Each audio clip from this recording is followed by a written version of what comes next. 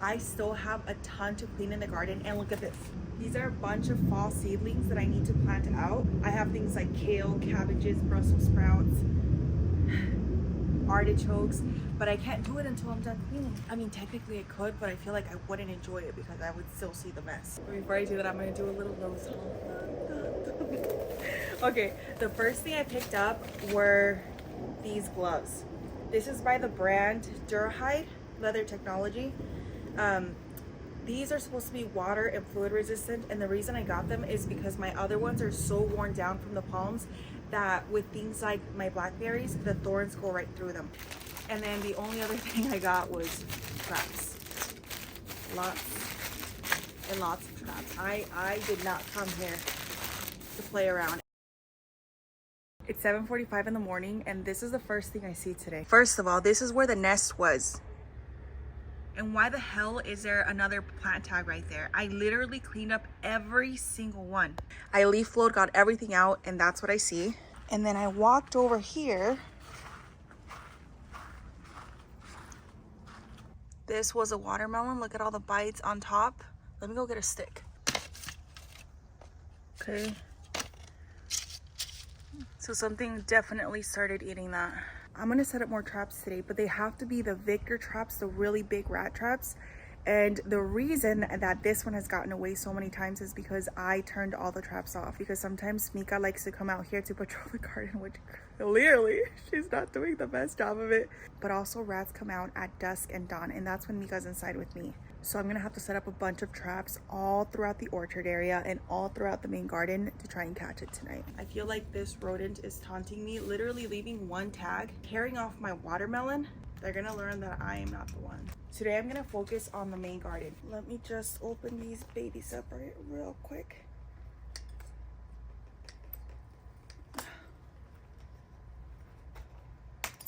Okay, there we go. I think I'm gonna wind up leaf blowing a little bit more in between all of the containers just to try and make sure that I get any leaves up and any other plant debris. So I'm gonna put on these noise cancellation earmuffs. Honestly, these are a game changer. They were only like $7 at Harbor Freight, and I really like them. Truthfully, I found that I like to wear these, of course, if I'm gonna use like a drill or a leaf blower, but in general, sometimes I have sensory issues where I can get a little bit overstimulated, and this helps to reduce the noise a little bit so that I feel a lot more calm, and that makes me way less panicky than I normally am in the garden, because inside it's like nice and quiet, and out here I can hear the wind, I can hear all the leaves rustling, the birds chirping, and sometimes when I brush against something, the noise of it freaks me out. Okay. Anyways, so I'm gonna wear these. My apologies if I scream, but this just makes me feel so much more relaxed and calm. Okay, and these are my new gloves. Look how nice. What size did I get? I got them in a size medium. They didn't have a size small, so medium will work. I have pretty big hands anyways. Oh, they're so comfy. Let's get to work. We're gonna start over on this side. This portion of my garden is called Iokai because it is home to many tropical trees and plants. This particular section houses a little Kato avocado, which is an avocado tree that doesn't grow very large compared to other avocado varieties, but it produces regular sized fruit. It works well in containers and small spaces for gardeners who might not want to do too much pruning to keep a tree compact.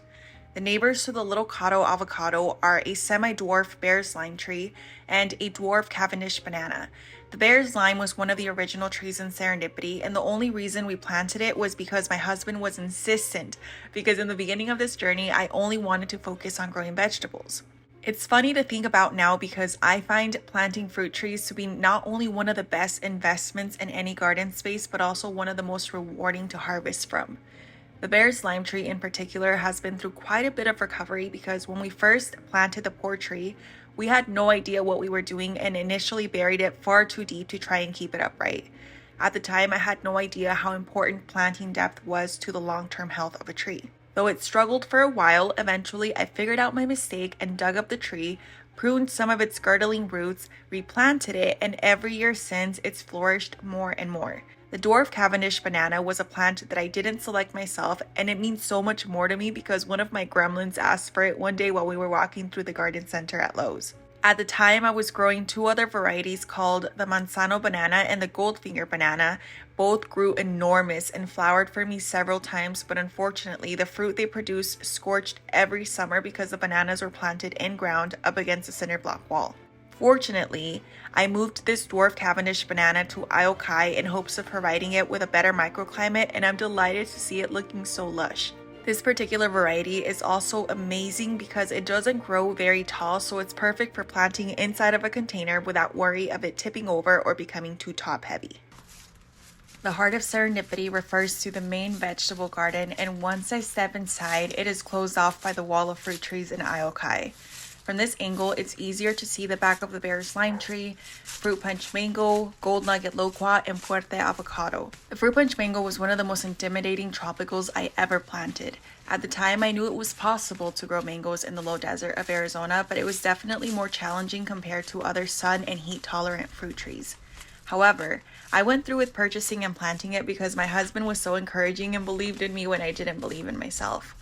This tree has powered through summers like a champ, at times with minimal to almost no sun protection, and now that the shade cloth is up, I'm hoping it thrives even more. I think it's one of the most striking tropicals because the leaves are such a gorgeous color as they emerge and mature, but the flowers it produces are also breathtaking, and the fragrance they produce is intoxicating in the most wonderful way possible. The Gold Nugget Loqua is also very beautiful, but I haven't been able to keep it quite as happy. There are times when it explodes with growth, but I often see the lower leaves developing a dry brown border before turning yellow and dropping. Perhaps it's cycling through leaves quicker than other tropicals in the garden, but I have a feeling there's a missing puzzle piece I haven't quite figured out yet. It's a little difficult to see the foliage of the Fuerte Avocado hiding behind all the other tropicals, but it's doing pretty good right now. When I first planted it, the trunk was so frail, but over time it has thickened up nicely and the foliage on it is dark and glossy. This wall of tropicals guarding the Heart of Serendipity is one of my greatest accomplishments, and I love the privacy they create for the vegetable garden. Now I'm gonna start moving on to the main garden. So, this was a trellis that I had made for my raspberries, and as you can see, the raspberries did not make it through the summer, which honestly I'm grateful for because these had thorns, and I want to make sure that I get rid of all the thorny raspberries and blackberries, and I'm only going to plant thornless ones because these are not worth the pain. I'm sorry, but they're just not. Look at all those thorns. They hurt so bad, and every time I walked by, if I wasn't careful enough, they'd immediately snag onto all of my clothes. Plus I have small kids, and bro, plus I have small kids, and with them running around, I would just be way too scared that they would run into this.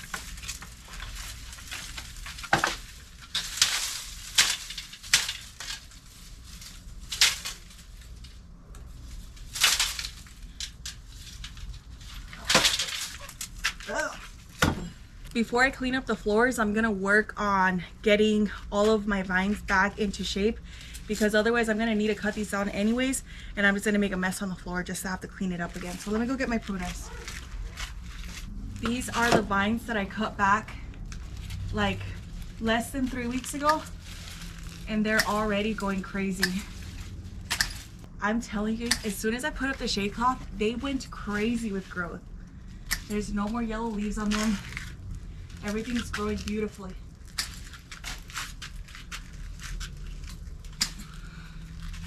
See? So much better. Now it doesn't keep hitting me. That way I don't freak out. I'm also going to prune these back.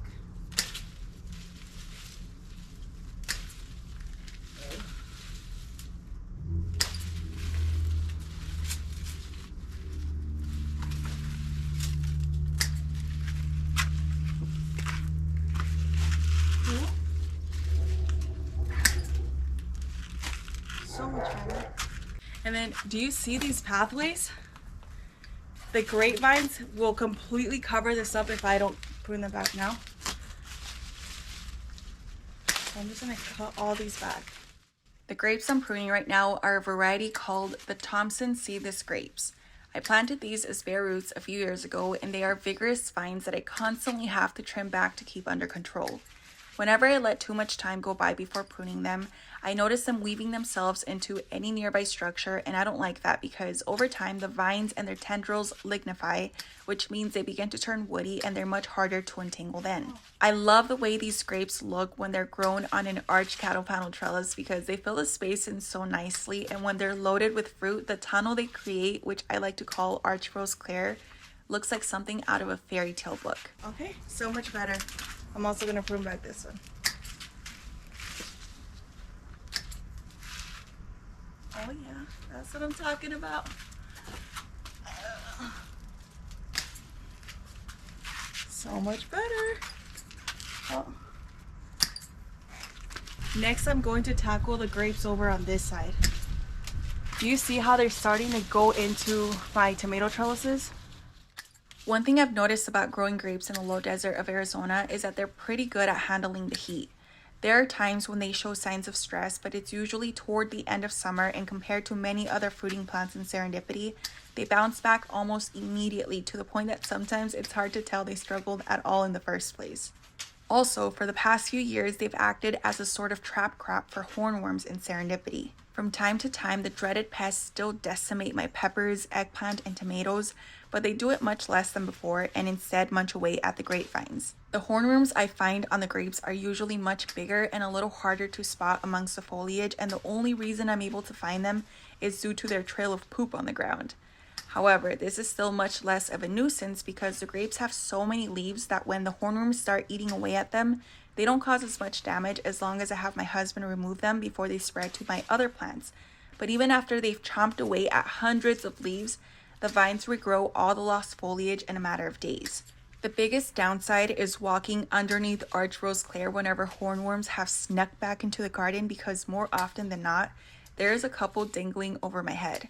In fact, I remember this one time I came out to the garden for a peaceful walk after having a long day and didn't realize at the time that there were hornworms in arch rose clair.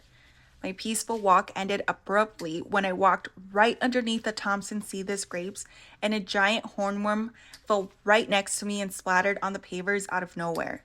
I ran screaming inside, and to this day I scan the floor for any signs of hornworm poop before stepping foot underneath the grapevines. Ah, that is so much better. Oh my God, you guys!